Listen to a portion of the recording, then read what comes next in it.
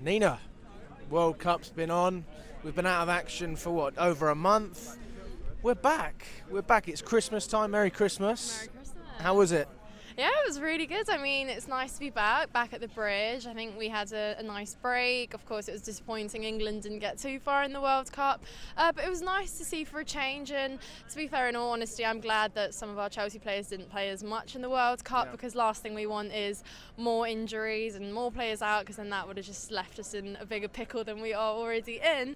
But no, it's good to see we got 3 points today. I know it's Bournemouth, but nevertheless, I mean, we had 3 defeats before the World Cup, so it's nice to have a win and end 2022 on sort of a win, because then that means we can kind of go into next year with a bit more positivity.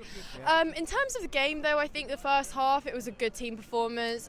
We were dominant in possession, and that translated as well because it was a good build-up to the first 2 goals, which came quite early on. And I think Havertz, he had a good first half, let's say that, because when I saw the starting lineup, I thought, okay, that's interesting that how he's playing our front 3 today. But I think Havertz was good in terms of decision making in the final third.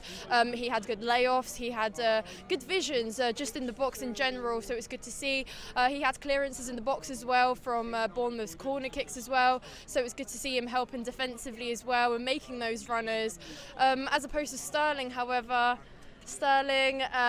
what's going on there? I know he had some personal issues, but I don't want to. That's not really an excuse in terms of the work ethic and the effort you're putting in, because in the second half he fell asleep. He was receiving balls and he was just slowing it down and back passing it.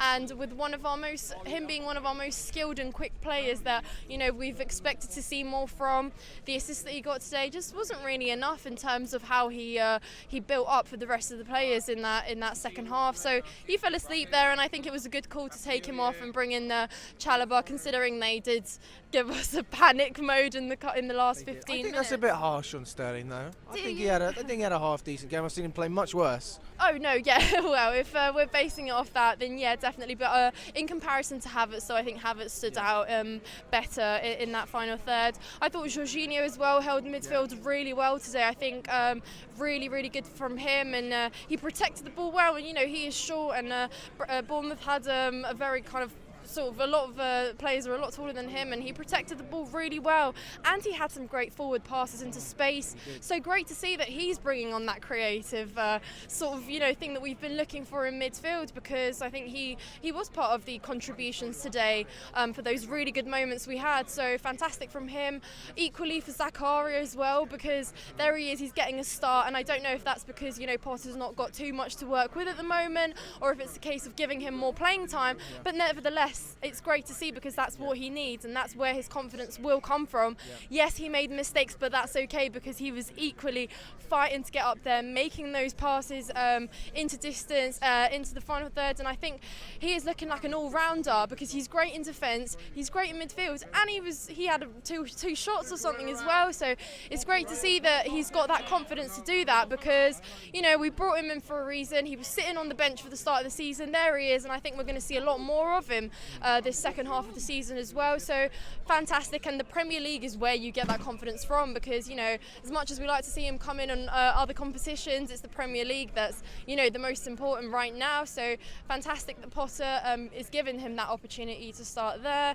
So there were some individual really good performances, but I think that first half was important because it was a team performance.